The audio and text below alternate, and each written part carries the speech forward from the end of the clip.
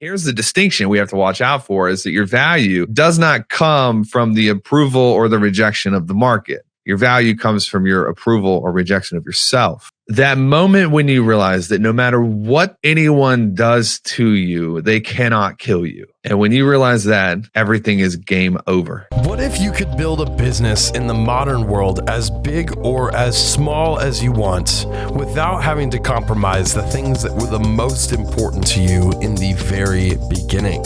This is the Wealthy Consultant Talks podcast with Taylor Welch and Mike Walker, as they share with you today their learning lessons from stories in their experiences over the past 10 to 15 years and share with you right here, right now.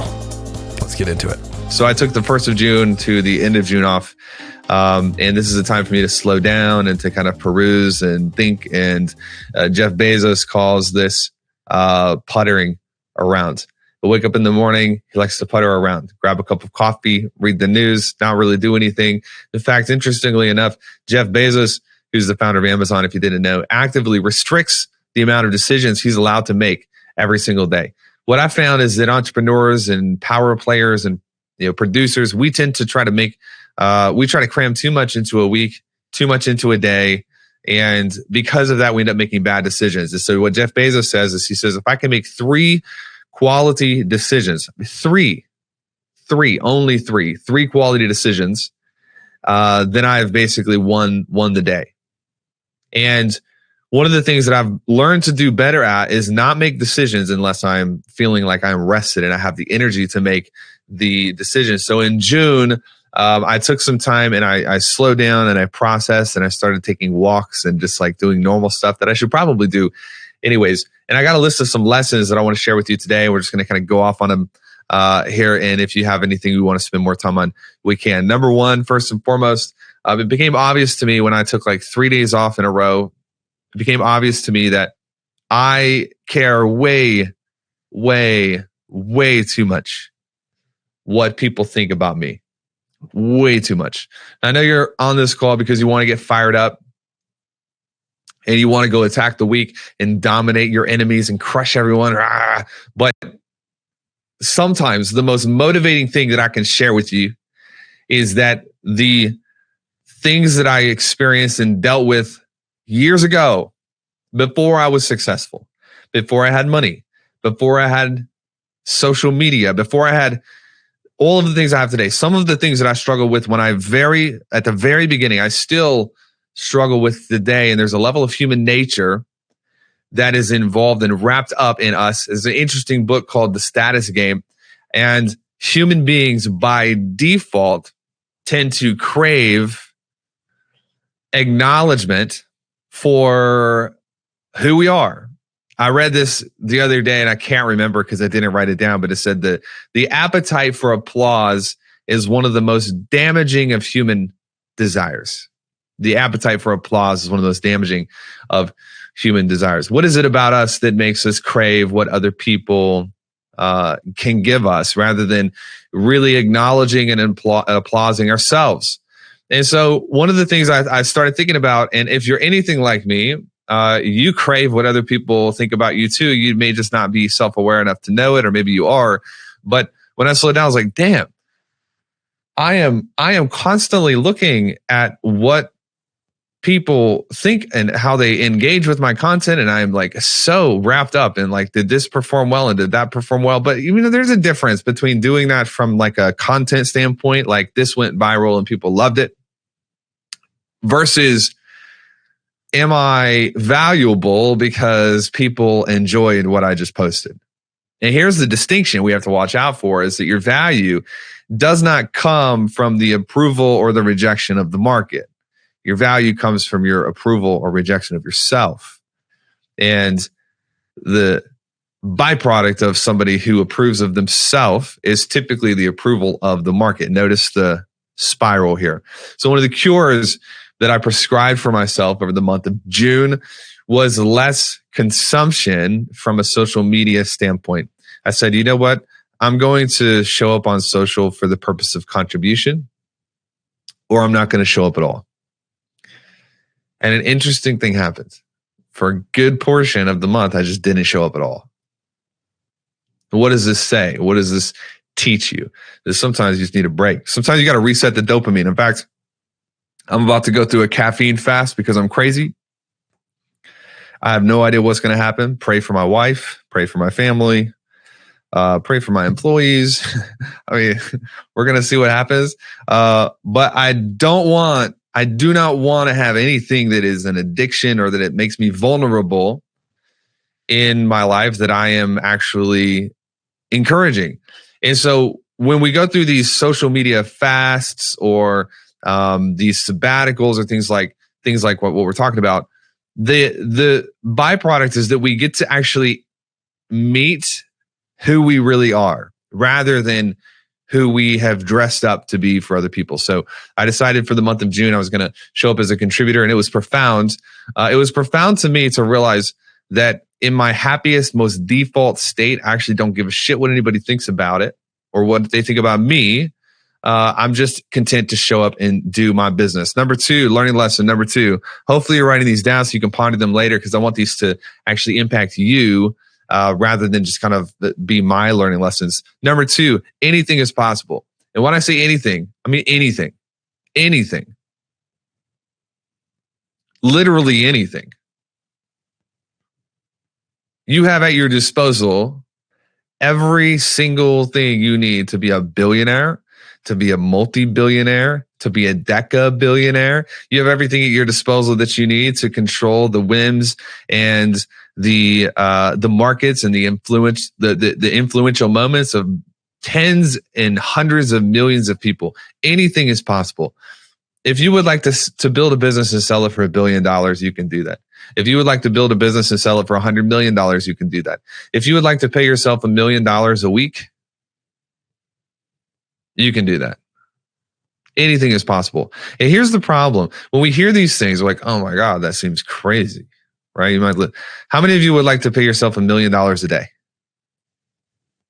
Just let me see. Comments, show of hands, however you want to do it.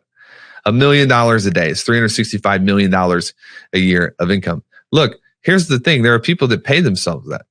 There are people that are doing that kind of income. There are people that are doing that kind of revenue and that kind of money. What's the difference? Well, they're thinking differently or they're doing something different. They're either using their time differently or they're believing something different about their time than you are. That's the only possible solution to this problem. There's a set amount of time in each and every day that we get access to, and we tend to underestimate what we can do over a 10-year, 20-year, 30-year stretch, and we completely overestimate what we can do in 5 minutes. The reality is that if you ever feel like you cannot do or be anything, it's because of one of two reasons. I'm going to give these two reasons to you right now. And then I want to circle back to something that I see in the comments that I want to address, which is the idea of false dichotomies. Anytime I don't believe that anything is possible, it means that either my inputs are off. Okay, so I don't have enough exposure or proximity to what's possible. I used to have a friend who would find out what other people were doing, and this was many years ago, so he wasn't making that much money. And he would hear something, and I remember specifically one time he called me and he said, "Yeah, this person said they're doing $1 million a month." I said, "That's amazing." He said, "There's no way. There's no way. I don't think that they are. I think they're just marketing." I was like, "Wow, that's interesting." And I noticed this in his life over and over. It would be like a cynical bend. You know what I'm saying? Like people who are always, how many of you know somebody that if somebody's doing something better than they are, they just choose not to believe it. like, no, but I don't think so. It's not possible. You're lying. And what this becomes is it becomes a layer of cynicism that is like a lens, like glasses that they view the world through. And when you look at this person's life, he's had ample opportunity to grow, but every single time he just caps himself. So it's not just the exposure to what's possible through other people. It's the level of proximity without the judgment. So you have to have the exposure and the proximity to what other people are doing. And you have to ask the question, how can that be possible for me? rather than looking at why it's not possible or why they're lying. So when I say that my inputs are off, know that I also am including a caveat in this, that when you are around other people who are doing big things, that are doing crazy things, or moving the world forward, you have to be open to the idea that they're not any better than you are. They're not more special than you are. They're only either thinking differently or believing differently, or they're using their time differently. Got it? Make sense? We're still on number 2. Anything is possible. And whenever I feel like I don't believe these things, it either means that my inputs are off. And so I noticed this heading into the break, because I wasn't I wasn't reading the way I was normal for me. I was kind of in a just a little bit of I was tired, I wasn't really consuming the same information that I was used to. And so when you don't consume the right inputs, and that's why I think Arena is such a I'm fanatical about this product. I'm fanatical about what this thing can do for other people, is because I am literally helping expose you to people that are insane on a level that if very few people are. But the second reason that you can find yourself in belief issues is when you are exhausted. And I don't mean exhausted just physically. I mean exhausted from an emotional standpoint. You're emotionally exhausted. You're mentally fatigued. In fact, my new book is coming out in a couple of weeks. And if you were able to get the pre-release copy, the pre-sale, we sold out of it, turned it off. And we've actually made some adjustments to it since then. So what I'm saying is you should buy it again, because it's a little bit different now than it was when you bought it. But the core story at the beginning, what you'll notice is I opened the book by sharing one of the most exhausting seasons in my life, where I was mentally depleted, emotionally depleted, physically fatigued. I feel like my relationships had been strained on every level. On all of the 6 categories of wealth, I was scraping the bottom. And then when I talked about this in the book, where it's like, when you are tired, everything is a crisis. You're fatigued out. You can't see opportunity. You can't think straight. By the way, the people are asking for the link to the book. Just go to wealthyconsultant.com/party. You can register for the pre-release. But I was so tired in this season, I couldn't see straight. And when you can't see straight, you can't make great decisions. And so it's so important for you. And this is what I learned through sabbaticals. When I'm exhausted, make no decisions, turn all of the communication things off, and just take a break. Number 3. You guys ready for number 3? The only way to grow your faith is to use it. You can substitute faith with whatever you want. Let me ask you a question. How many of you listen to like the series on Abraham Lincoln, and you go, dude, that guy has so much resilience. I would love to be as resilient as Lincoln was. Or how many of you listen to the Churchill series and you're like, dude, the ability to just not get tired. Talk about perseverance through trying times. Churchill had the ability, as you know, because he went through the series, to just make quality decisions over and over and over. Or how many of you would like to, maybe you've battled sickness, or somebody in your family who's battled sickness, like Theodore Roosevelt, and would like to just have the ability to just decide, no, I'm not going to be sick anymore. Like Theodore Roosevelt's doctor is like, you should choose a chill lifestyle. And Roosevelt literally goes like, yeah, how about no? I would never do that. There's the ability to just decide, like, I'm not going to be taken out by this. Surprise, surprise. The way that you learn to overcome sickness is by being sick. And the way that you learn to develop resilience is through the near-death experience of almost being taken out of the game. The way that you develop faith is by having situations that are so big, nothing can fix it except for your faith. My problem is in my life, I've always been such an intellectual. And I love to read and put things together. I can learn anything. I'm getting my insurance license right now because it's fun. And I've written 2 books in the last 2 months, and I am in love with learning. I just love to learn. And there are situations in my life right now that are beyond my intellect. They're too big for my intellect to solve. I don't know how to deal with them. Math won't fix it. Relationships can't fix it for me. And I've got to say, one of the biggest aha moments of my life is that moment when you realize, I'm going to go deep for just a second, if that's okay. That moment when you realize that no matter what anyone does to you, they cannot kill you. And when you realize that, everything is game over. Everything else is off the table. Nothing else matters. That's when the fight changes.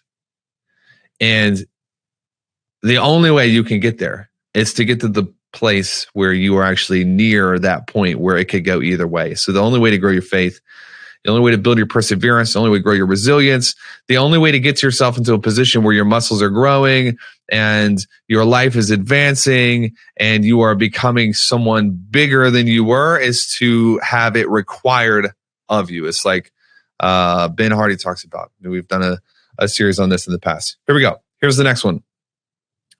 The right direction, we're talking about direction.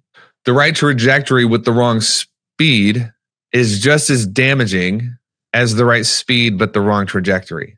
So here's the thing. Achievement and success is twofold. It's about making sure that you are moving in the right direction, and it's making sure that you're moving at an optimal pace.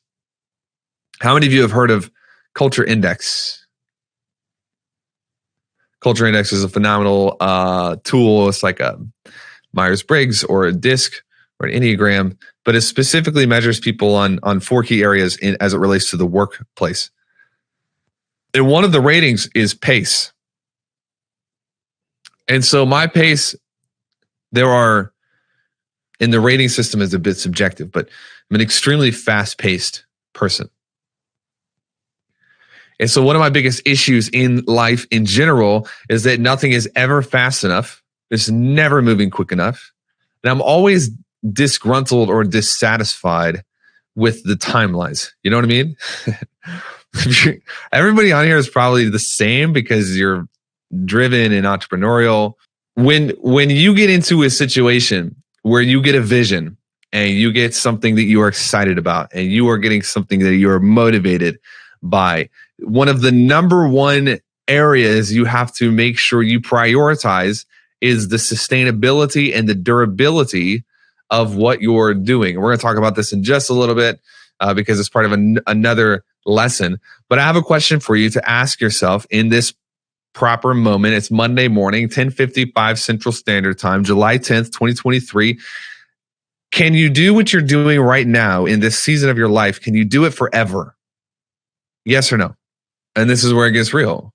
Because the point of life and the point of the game and the point of business is to situate yourself so that just the passage of time enriches your life, enriches your marriages, enriches your bank accounts.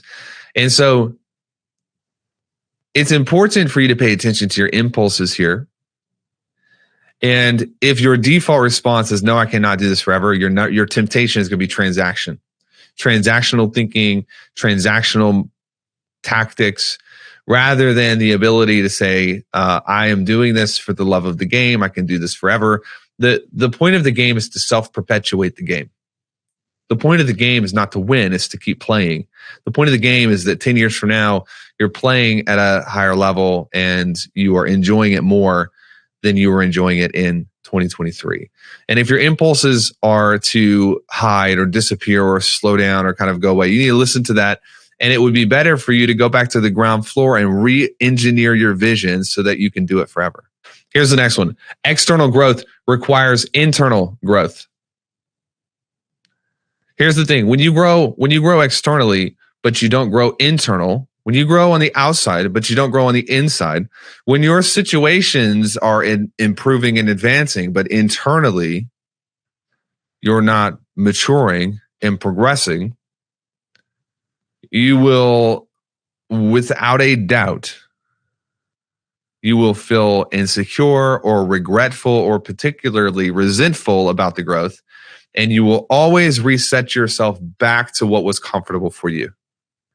So if you felt yourself advancing and going back and moving forward and moving back and moving forward and moving back, and it's like you're moving forward and you're like touching this place you want to get to, and then you like get thrown back and you like rally, and then you move forward and you like barely touch it, and then you're violating one of the things where two fights to any taking of land. Number one, you have to fight to take the land. Number two, you have to fight to keep the land. They're two different fights. One is external. The fight to take the land is about strategy and military combat and market positioning and pricing and taking. It's external.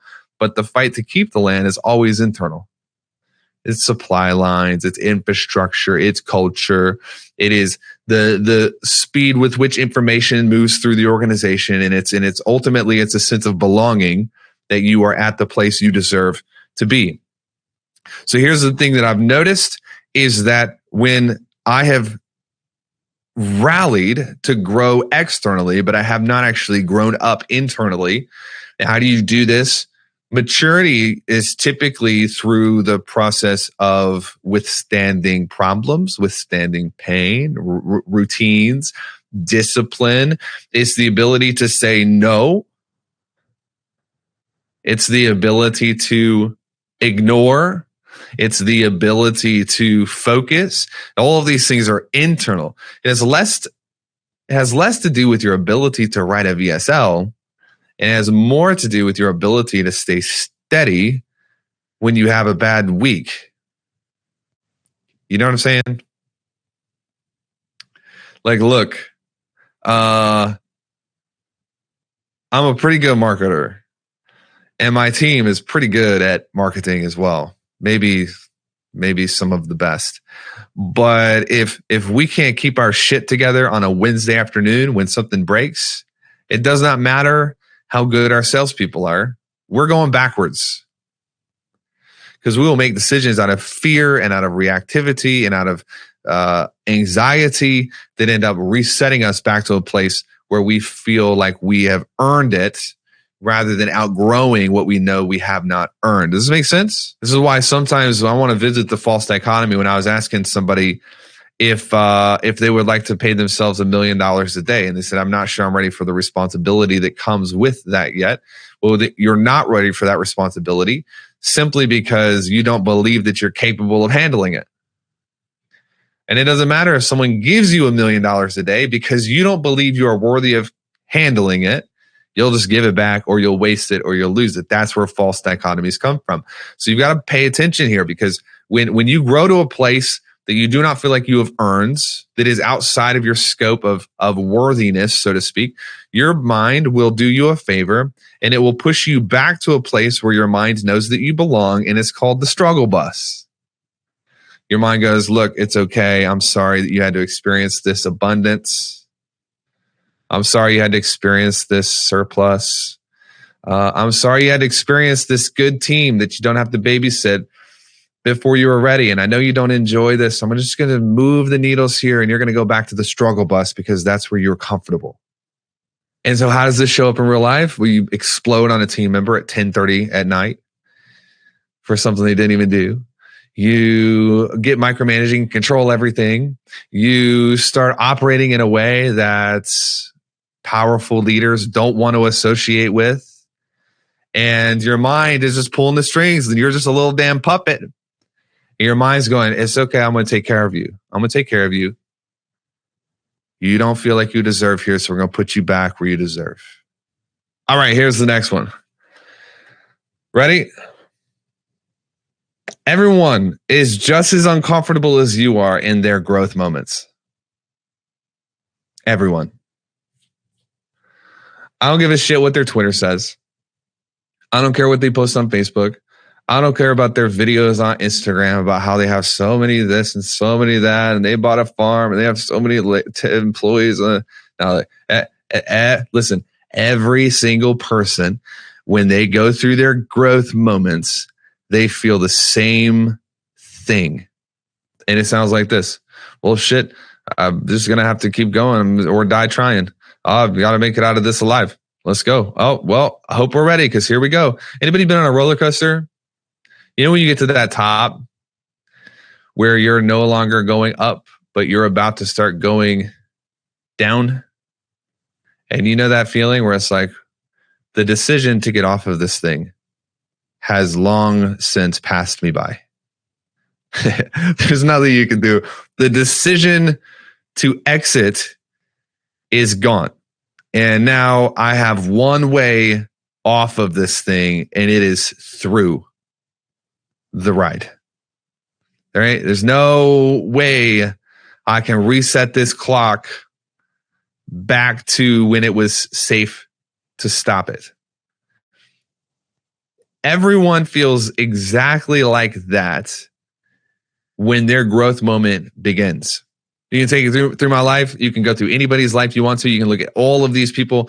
It's the same over and over and over and over again, where it's like, well, we better get ready. Strap in because we're about to go. And there's no other way around this now at this point than through it.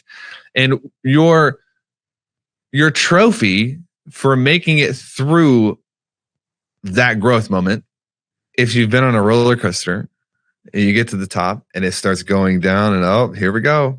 Boom, quick relief. And then you go right back up to the top. And your trophy in life and business for surviving one growth moment is the next growth moment. It's just the next one. What do you get for beating the last season? The next season. What do you get for beating the boss at the end of the last level? The next boss. What do you get for surviving Q2? You get Q3. What do you get for surviving 2023? Well, you're going to get 2024. Here's the reality of the situation is that you should give yourself a little bit of grace when you're feeling these things, because everyone else is feeling the exact same way. And it's never the feeling itself that is terrorizing. It's the belief that no one else is feeling that way. I want to say that again so you don't miss it. It's never the season itself that's traumatic. It's the belief that no one else has gone through what you're going through, and no one else feels what you're feeling, and no one else. Client a couple of weeks ago said, I think I've won the title for the most layoffs in my team. I said, no, you haven't. I have that title. They had just laid off like 3 people. I said, well, I had to lay off like 80 people in 2020. So you got nothing on me. Notice it's never the thing itself. It's the belief that I'm the only one. It's the belief that I'm the worst. It's the belief that I am the slowest. It's the belief that, well, you see these beliefs stack up, but what we are struggling with is actually this improper representation of other people because of social media. All right, here's the next one. The fastest way to set new records in your life or business is to earn them. You earn them at the end of a long line of little, simple, distinguishing choices made every day without fail. How do you earn record months? How do I set a record month in June? I posted this in MDC as one of our wins. We had a record month in June. Just to put it in perspective, in this month, we'll do more customers than we did, I think, all of Q1. And then at the end of this quarter, we'll do more customers in the last quarter of this month than we did all of Q2.